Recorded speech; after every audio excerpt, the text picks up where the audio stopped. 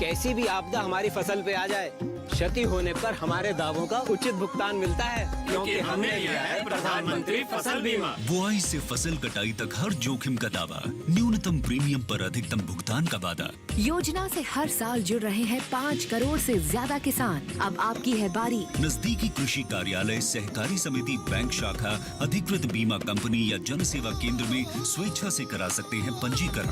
फसल बीमा पोर्टल या फसल बीमा ऐप द्वारा भी किया जा सकता है पंजीकरण। प्रधानमंत्री फसल बीमा योजना, आपकी फसलों का संपूर्ण सुरक्षा कवच। कृषि एवं किसान कल्याण मंत्रालय, भारत सरकार।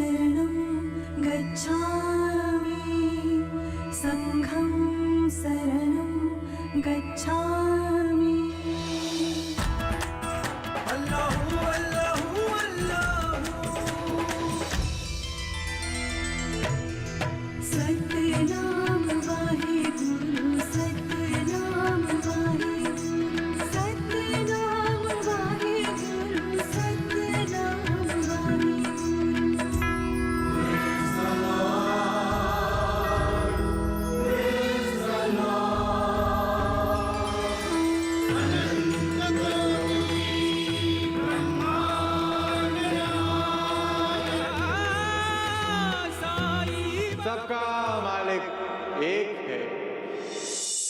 यदा यदा हि धर्मस्य ग्लानिर्भवति भारत, अभ्युत्थानम् अधर्मस्य तदात्मानं सृजाम्यहम्। कुलकर्णी, तू भूख से तड़प तड़प कर मर जाएगा ना, तो तेरी मौत का दोष देवा भाव पर नहीं, तेरी भूख पर लगेगा। काका, उन्हें बचाइए ना, उन्हें बचा लो, वरना ढेवा डाकू की शव पाकर गांव वाले उन्हें भी मार डालेंगे। उन्हें बचा लो बाबा, उन्हें बचा लो।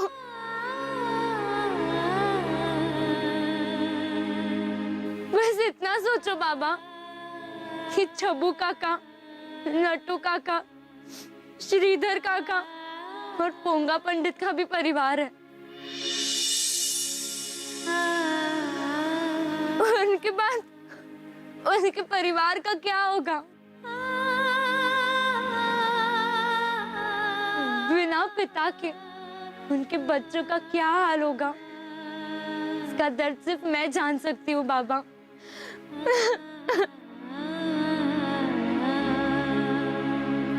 उन्हें बचा लो बाबा।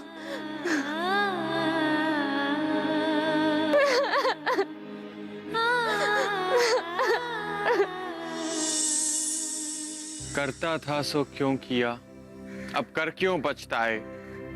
बोया पेड़ बबूल का, आम कहां से खाए। कबीर दास ने बहुत सही बात कही है बाबा। अगर इंसान बुरे काम करने से पहले अपने अक्ल सलीम का इस्तेमाल करे तो उसे पछताना नहीं पड़ेगा।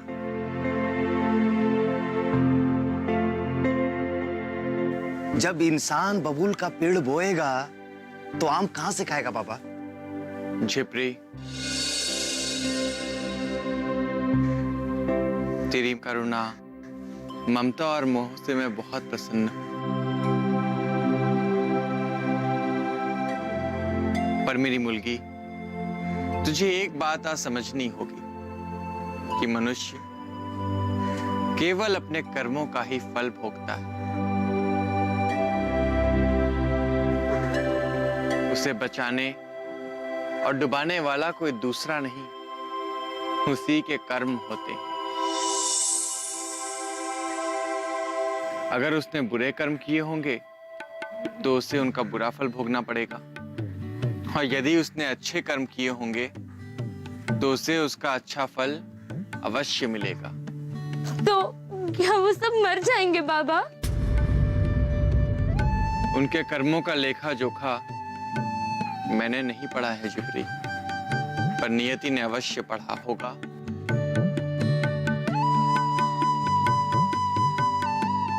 और हर फैसले की तरह नियति ही उनका फैसला करेगी। बाबा, मैं तो जन्मजात अंधा पैदा हुआ था।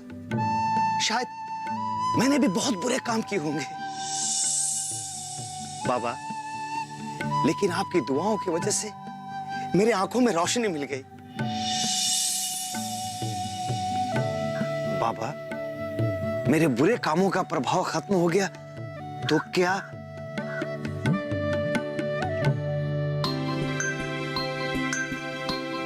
सरफू, तेरी और मेरी मुलाकात उसी घड़ी उसी पल हुई होगी जिस दिन तेरे बुरे कर्मों का प्रभाव खत्म होने वाला होगा। बाबा, कर्मों का फल, अच्छे कर्मों का अच्छा फल और बुरे कर्मों का बुरा फल, तो ये कर्मों का हिसाब किताब ये कैसे होता है? ये तो मैं भी जानना चाहता हूं बाबा। कर्मों का खेल समझाने के लिए मैं तुम दोनों को महाभारत महापुराण की एक कथा सुनाता। बैठो।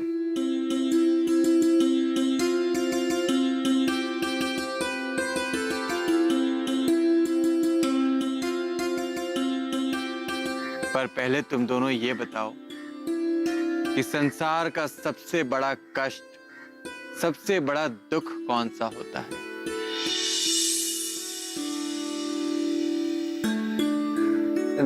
नहीं मालूम बाबा।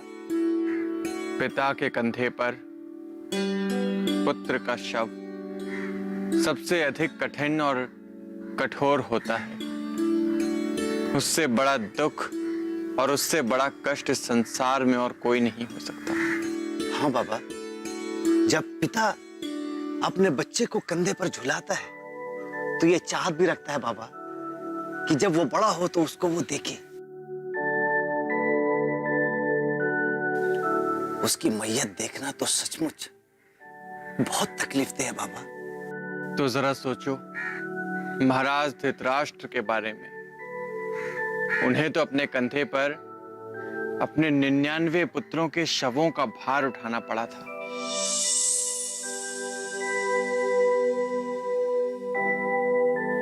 क्या कभी सोचा है महाराज धृतराष्ट्र के बारे में कि उन्होंने ऐसा कौन सा पाप किया होगा कि उन्हें अपने 99 पुत्रों के शवों का भार अपने कंधे पर ढोना पड़ा?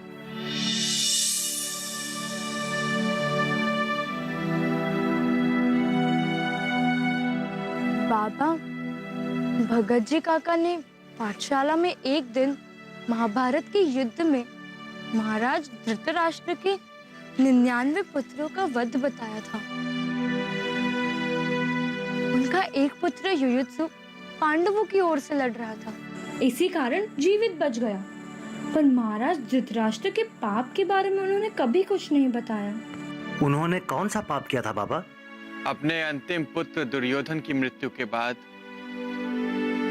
शोक में डूबे धृतराष्ट्र भगवान श्री कृष्ण के पास गए और उन्होंने श्री कृष्ण से पूछा कि हे कृष्ण, मैंने ऐसा कौन सा भीषण पाप किया था कि मुझे अपने वृद्ध कंधों पर अपने 99 पुत्रों के शवों का भार ढोना पड़ा?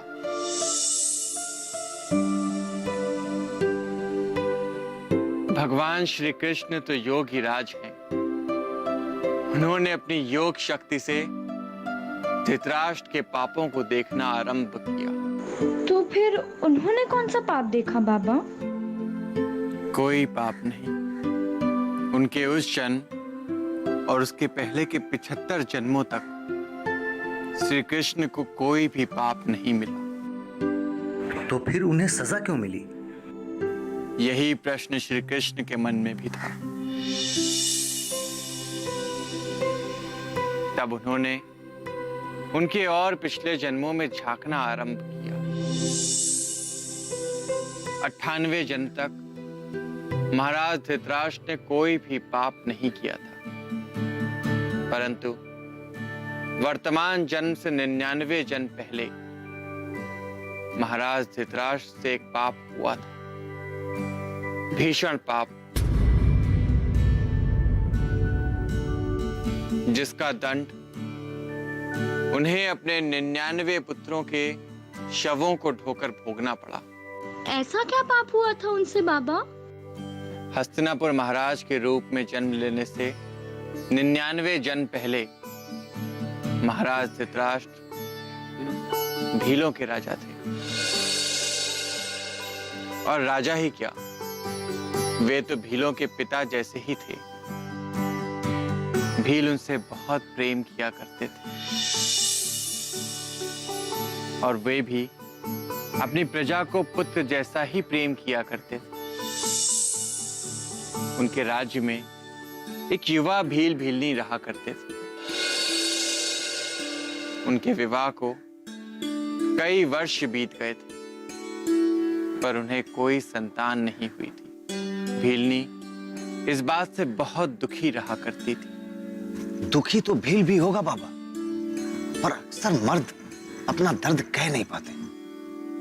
फिर क्या हुआ बाबा? एक दिन भील के शिकार पर जाने के बाद भीलनी धान सुखा रही थी, तभी कुछ चिड़ियां वहां पर आ गईं और भीलनी ने उन चिड़ियाओं को भी कुछ धान चुगने के लिए डाल दिया।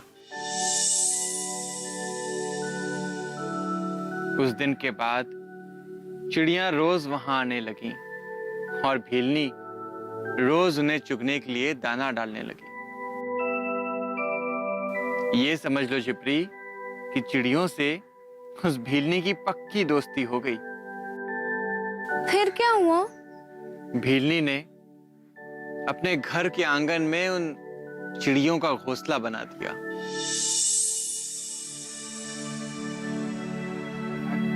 वे पक्षी उससे इतना घुल मिल गए थे कि कभी उसके हाथ पर, कभी कंधे पर और कभी सिर पर फुदकते रहते थे। भीलनी का कोई अपना बच्चा तो था नहीं। वे उन पक्षियों को ही अपना बच्चा मानकर उनसे प्रेम करने लगे और देखते ही देखते उन बच्चों की संख्या 99 हो गई। बहुत अच्छी कहानी है बाबा। फिर क्या हुआ? अपनी पत्नी का पक्षियों के प्रति प्रेम देखकर एक दिन भील ने भी अपना धनुष बाण फेंक दिया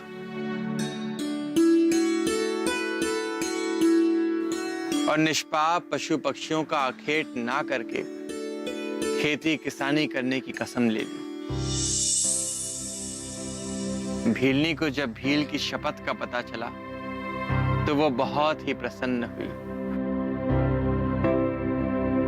पर अब तक जो पाप हो चुके थे उनका प्रायश्चित करने के लिए उन दोनों ने सोमनाथ तीर्थ जाने का निश्चय किया। सोमनाथ तीर्थ ही क्यों बाबा? क्योंकि माना जाता है कि सोमनाथ तीर्थ पाप ताप का मोचक है।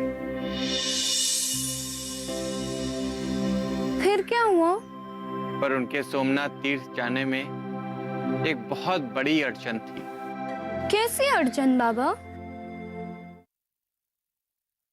उस भीलनी के श्राप और भील राजा के पाप ने 99 जन्मों तक महाराज धृतराष्ट्र का पीछा किया। पर 99 जन्मों तक उस भीलनी का शाप महाराज धृतराष्ट्र को क्यों नहीं लगा? राम जी भला करेंगे।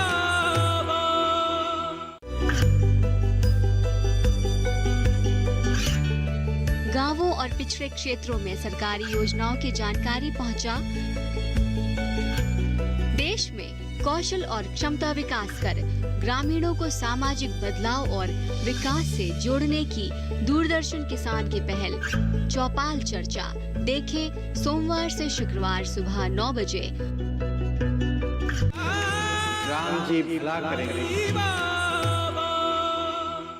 कैसी अड़चन बाबा?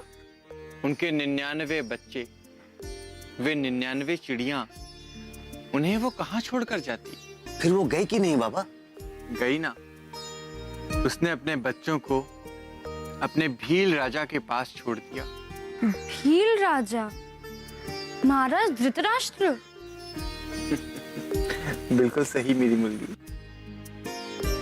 भील राजा ने भी उन्हें वचन दिया कि तीर्थ यात्रा से वापस आने के बाद उन्हें 99 से भी अधिक बच्चे ब्याज सहित मिलेंगे। और दोनों खुशी खुशी तीर्थ यात्रा पर चले गए। पर इधर तो कुछ और ही बात हो गई। क्या बात हो गई बाबा? भील राजा को अपच की बीमारी हो गई। उन्हें खाया हुआ कुछ हजम ही नहीं हो रहा था। वैद्यों ने बहुत उपचार किया पर कोई लाभ नहीं।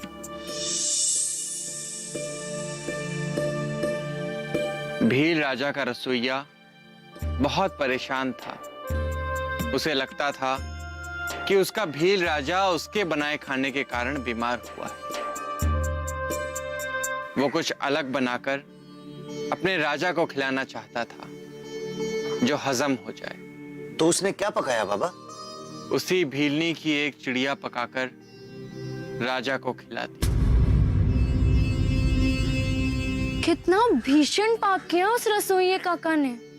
पाप तो अभी शुरू हुआ था छिपरी।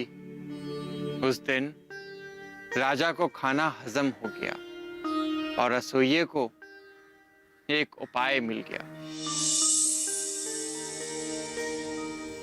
अब वो रसोइया हर रोज एक चिड़िया को पकाता और राजा को खिला देता।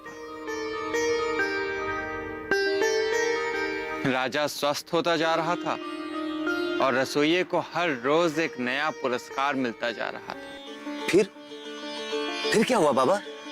जिस दिन राजा ने 99 चिड़िया खाई, उसी दिन भीलनी तीर्थ यात्रा से वापस लौट कर आ गए। भीलनी ने जब भील राजा से अपने बच्चों को वापस मांगा तो भील राजा ने उसके बच्चों को वापस लाने और गिनती करके लौटाने की आज्ञा दी। गिनती करके क्यों?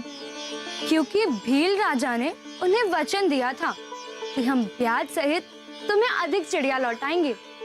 और इतनी लंबी यात्रा में वक्त लगता है और चिड़िया के बच्चे भी हुए होंगे। जब भील और भीलनी को सच मालूम पड़ा कि भील राजा उनके 99 बच्चों को खा गया तो भीलनी क्रोधित हो उठी और क्रोध में आकर उसने भील राजा को श्राप देते हुए कहा, राजा तू अंधा था क्या जो मेरे 99 बच्चों को खाते हुए मेरा कलेजा नहीं कापा? जो दर्द तूने मुझे दिया है वो तुझे भी भोगना होगा। तू अंधा पैदा होगा और अपने 99 बच्चों की मृत्यु का कारण बनेगा।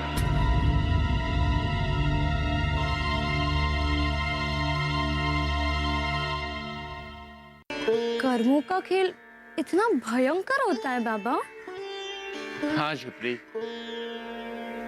उस भीलनी के श्राप और भील राजा के पाप ने 99 जन्मों तक महाराज धृतराष्ट्र का पीछा किया। पर 99 जन्मों तक उस भिल्ली का शाप महाराज धृतराष्ट्र को क्यों नहीं लगा? क्योंकि महाराज धृतराष्ट्र के पुण्य अधिक थे।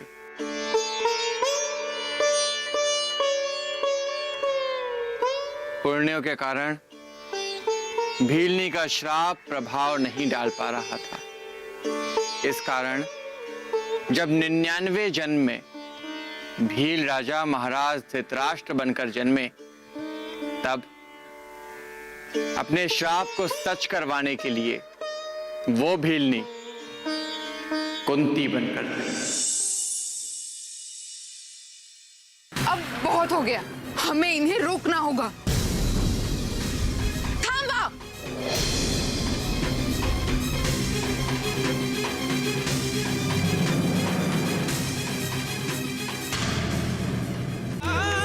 राम जी भला करेंगे।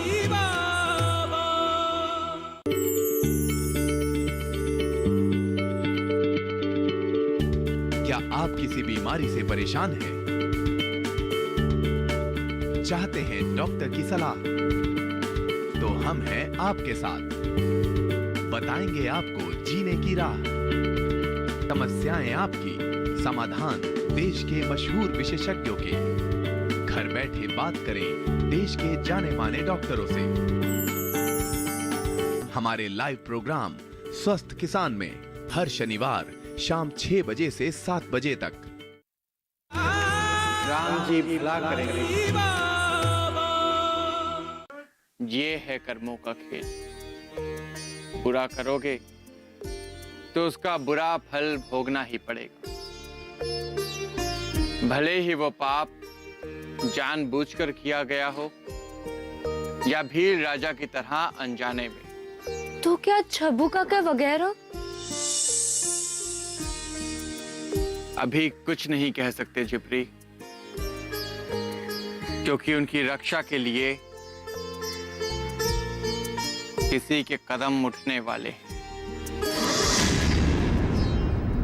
बस अब बहुत हो गया।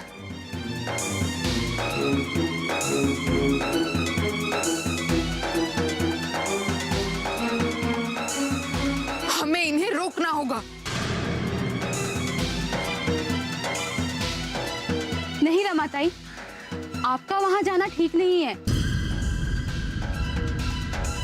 कहीं गांव वाले कुछ नहीं करेंगे। वो रमा का स्वभाव जानते हैं। आज हम सब भी रमा वहिनी के लिए उनके साथ खड़े हैं। पर वहां देवर डाकू भी तो है।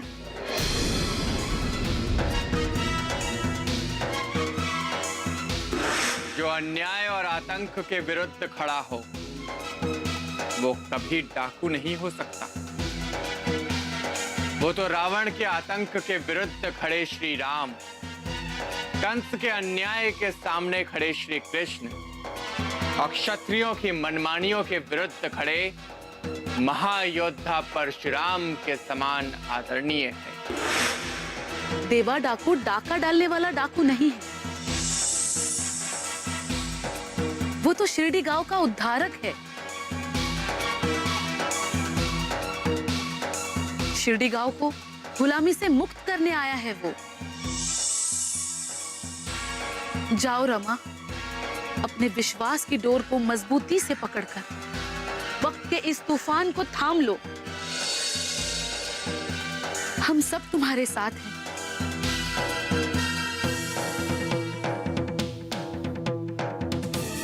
आगे बढ़ो रमा।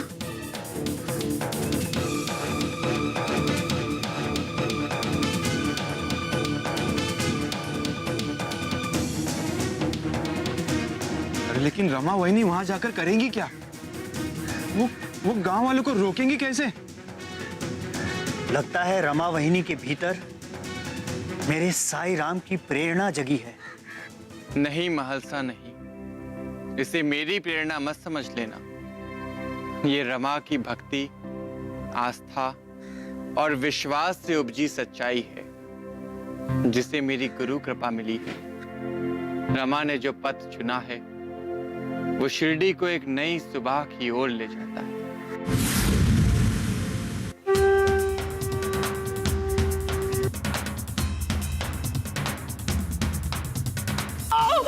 मार डाला रे चुपुरा, मार डाला। कुलकर्णी भाव के साथ रहने का फल मुझे मिल गया चुपुरा। तोबा तोबा।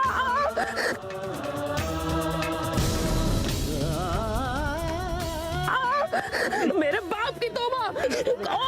कुलकर्णी भाव की शक्ल आज के बाद कभी नहीं देखूंगा। तेरे तो साय से भी दूर रहूंगा चपुरा। मत मारो मत चपुरा। आवाज बंद कर नट्टू।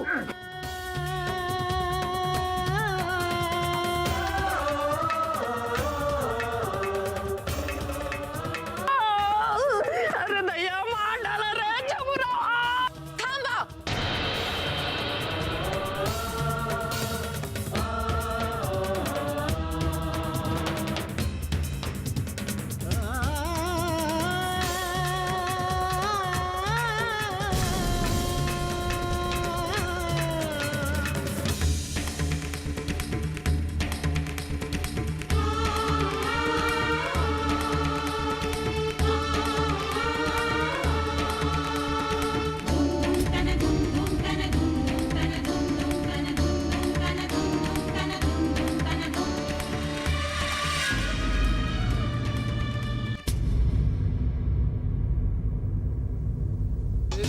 कौन है?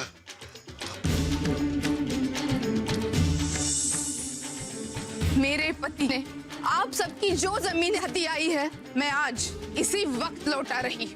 मच्छिंद्रनाथ, तुम्हारी जमीन आज से तुम्हारी।